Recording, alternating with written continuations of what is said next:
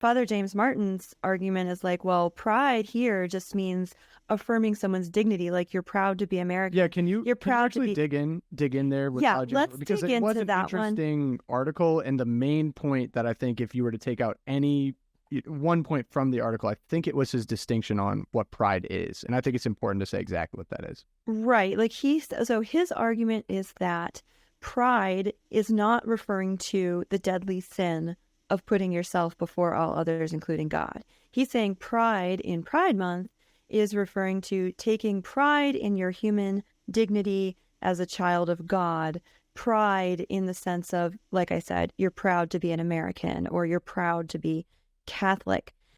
This is totally false, and it's very misleading because it's trying to get Catholics to say, "Oh yeah, I can go along with that." It's playing on that desire. Well, it's false. It may not be totally false. It's false. Right. It is false because I mean, they're leaning into it for a reason. Yeah. Right. It's like it's enough. It's true enough that it's seductive, right?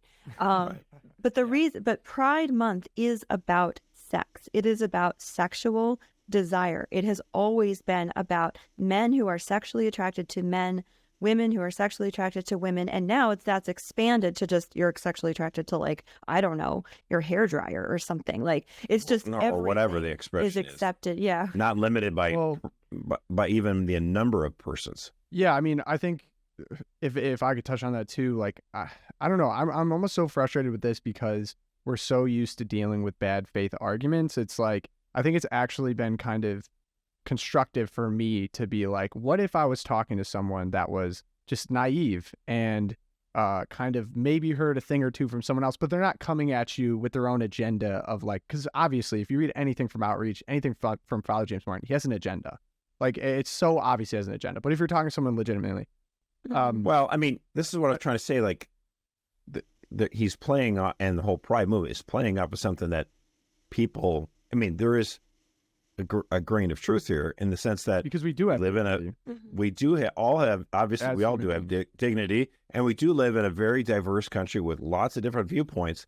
And so the idea of, hey, respect other people and let them be different. And for the most part, most Americans, because we're used to that, we're like, okay, fine. But that's never enough. And the movement, you know, and the Pride movement is saying, no, wait a minute now. Don't just respect us being different.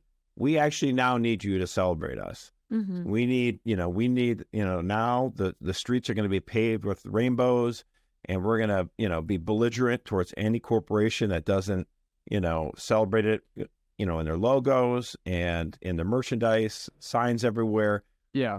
There's the whole corporate index. That's what the gay group Human Rights Campaign does. They just basically bully corporations to increase their score.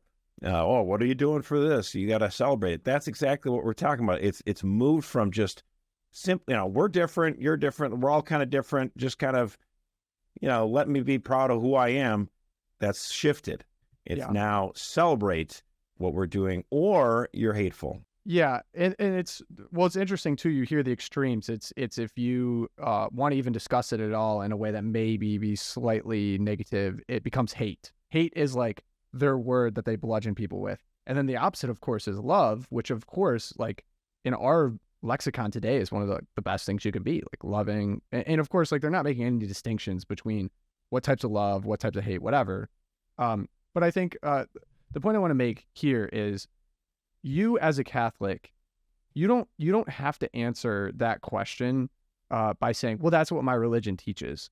Well, your thoughts may back what your religion teaches. Religion they didn't just make up all these rules to arbitrarily give people a set of rules to follow. It's pursuit of truth, right? Like you believing that the best bond, the highest bond is between a man and a wife within the context of marriage, full gift of self and intimacy that could be life-giving and then also bonding. That is the truth.